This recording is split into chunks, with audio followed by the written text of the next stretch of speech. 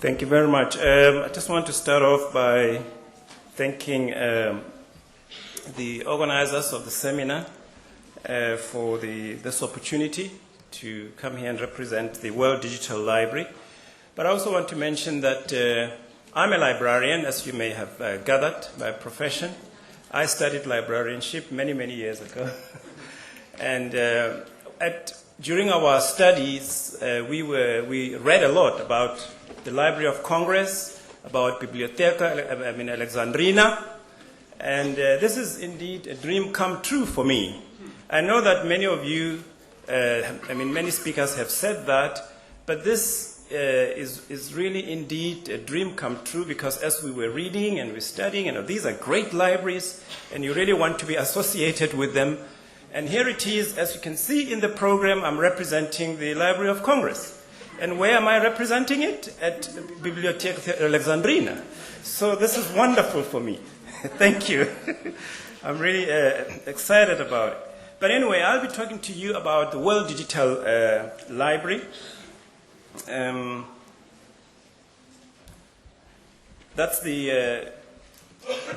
We'll talk about World Digital Library and languages, just how we deal with languages. The World Digital Library, I'm sure you may ask, what is it all about? This is actually a library. Which is available on the internet. What does it do? You have there artifacts representing histories and development of all the countries in the world. So that's the address. And I would really encourage you to visit the website. These are the types of material that you will find there: rare books, journals, manuscripts, maps, and so on. Because we do have students here, I thought it would be good if we go to, right, there we are. This is the website, and I just want to show you what the website can do. This is, it shows the various countries. You will see, for example, let's just focus on the Middle East. That's where we are. There are 2,009 items. If you want to see any one of them, you simply go there and you click. And then we are in Egypt.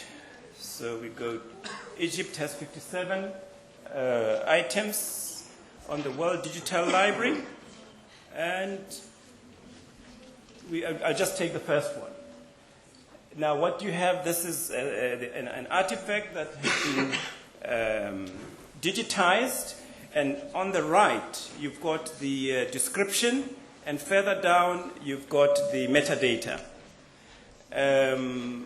I'm not going to show you all the facility, but I just want to, if you go there, you see a drop-down menu of languages.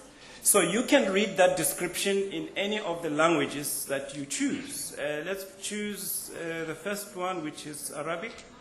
And there it is. And you can also, I showed this to a friend of mine who is learning languages, and there's a facility, maybe let's go, I don't see that facility here, where the page can be read. Let's, for example, go to, looks like we don't have that in Arabic. We go to Spanish, and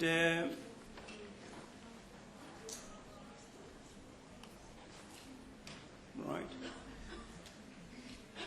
Great. And you can then have this page read for you.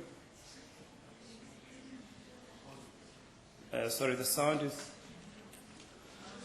As that cursor is moving, there's somebody reading it. Unfortunately, the sound is not coming out. It's being read to you in Spanish. But then let's not, because of time, let's then go back to the presentation. Which one is it? This one here. Yeah. Okay, so that's what we're talking about, the World Digital Library. And I'll just tell you briefly about it, where it started. Okay. It started in 2005 when Dr. Billington, who is the head of the Library of Congress, had this idea of sharing with the world the richness and the history that is to be found in different countries. And in 2005, initial funding was provided. There are several funders that are supporting this initiative. And in 2006, UNESCO came on board, because this is now a project of the Library of Congress and UNESCO. And it was launched, as you can see there, in 2009. And in June, we had the first meeting under the charter of the World Digital Library. Now, this initiative does not only focus on placing material on the internet, but there are other initiatives or other things that it's doing, which, for example, assisting in the establishment of digital conversion centers, for example, in Egypt, Iraq, Uganda, encouraging digitization where in the past none existed, and facilitate cooperation. You do have institutions that are rich in terms of digitization facilities, and you also have institutions that need assistance, and through this project, these institutions are then brought together. For example, we have here the Digital Conversion Center, equipment being delivered. We also have the training that is facilitated by the World Digital Library. Right, just a bit of statistics there. We've got 116 partners from 63 countries. And these represent national libraries, university libraries, public libraries, archives, museums. What these institutions do, they send digital material to the Library of Congress, which is then, it goes through, obviously, quality control processes and so forth, and then only the material that is of good quality and so forth, it's then loaded onto the, so these, libraries from 63 countries have contributed. Okay, governance, we have a charter, and we have an executive council that was set up or appointed in June, and I'm not going to go into great detail in there. And then the project is run from or managed from the Library of Congress, and we have John and Michelle there who are leading this project. Just a bit of statistics in terms of usage. Between April and October, we had this website had 12.5 million visitors, and pages that were viewed, 85 million. So it is, as you can see, it is heavily used. Now, the current set of languages, Arabic, Chinese, English, French, Portuguese, Russian, and Spanish. Now, these are, we don't call them official languages. These are interfaces. As you have seen, you have a description. You have it. You can have it in English. You can have it in Arabic, and so on. So all these translations cover these languages. But as far as content is concerned, we have more than 40 languages. Because we don't, content is not translated. It's simply these, what they call interface languages. And maybe then we can look at the usage there. To the surprise of quite a number of people, Spanish took the lead, and I think there was this lingering sort of what people seem to think that or assume that English would have taken the lead. But there it is, a Spanish big chunk in terms of the pages viewed, and Arabic 1.4%.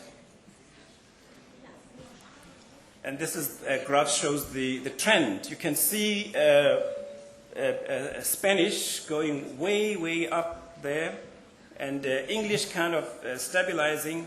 Portuguese is kind of taking off. It is, as you can see, crossing English there. Okay, now this table here shows the, it shows the top spoken languages, top internet languages, and the WDL languages. So the top spoken language is Chinese, and then of course yesterday, we heard that it could be disputed that English is the top internet language. It looks like it's been overtaken, even there. So we will then, what this slide does, it just simply links the various languages. I'll just go through it. Okay, now in terms of countries, top countries by visitor. In other words, visitors to the website, the countries from which they come. Spain takes the lead, and then we have the United States, then Mexico, it's up there, Chinese, Argentina, and so on. And then the trend, this is the graph. You can see that lots of people from Spain use this site.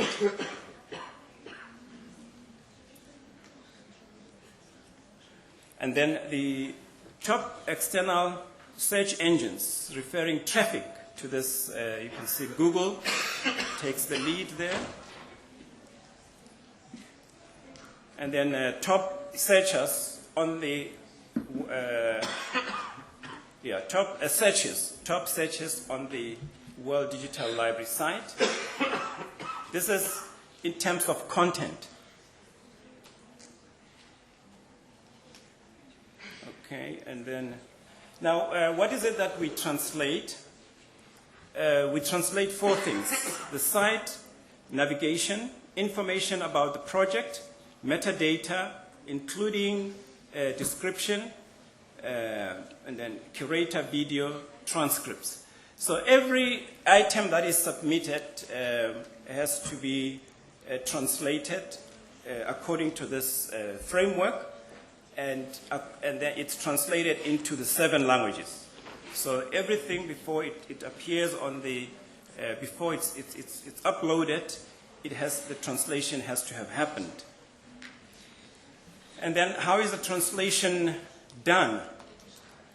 The bulk of it is outsourced, and as you would imagine, the metadata makes up the bulk of the translation needs. It is done all via the computer. It is outsourced to a vendor, Linguatech, and records are translated by the native speakers and then receive 2 levels of review. And most translations software relies on, as I say, translation memory. In other words, what happens here is that, what they mean here is that if a word has been translated, take for example map, and it's been translated in these 7 languages in a certain document. If maybe a few months down the line another document come along that has got the word map, there wouldn't be any need to translate it. They would simply fall back onto the previous translation. Okay, then other multilingual project tasks. When people make inquiries about the World Digital Library, attempt is made to respond to them in the language that they are inquiring, and these are all sent to the Library of Congress. Then test all language versions of the website, conduct outreach around the world, make people aware of this project. And then we have, as I mentioned earlier, we've got more than 40 languages. German, even if German is not one of the languages, interface languages, but we do have content in German. We've got Japanese and so on. Okay, now for the future, these are some of the steps or some of the actions that are going to be taken. We need to improve tools to speed up translation. We need to manage all the content in a central open access tool. Because as the World Digital Library grows, more and more content comes, there's going to be a need for faster and accurate translation. We're managing translation. We're using the Google Translator Toolkit.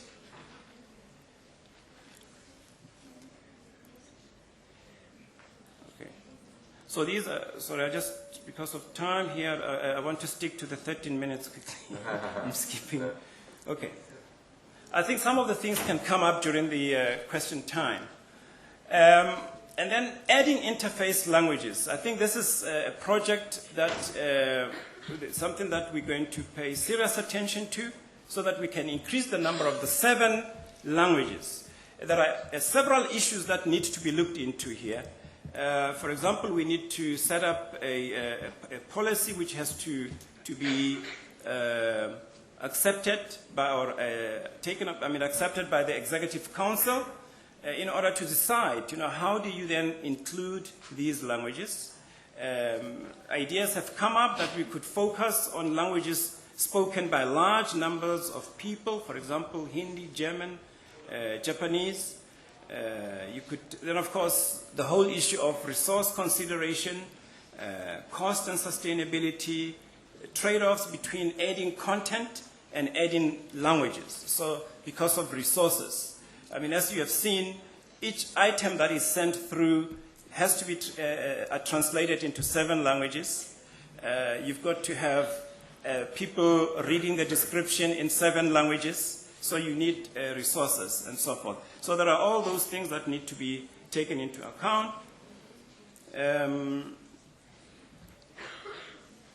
World Digital Library Committee. These are the members of the Language Committee. I'm co-chairing the Translation Committee with Makoto Nagao from Japan. So that's it from me. And I would encourage you to please visit this website and learn more about it. There are a number of facilities that I couldn't show you because of time. I sort of feel pressurized.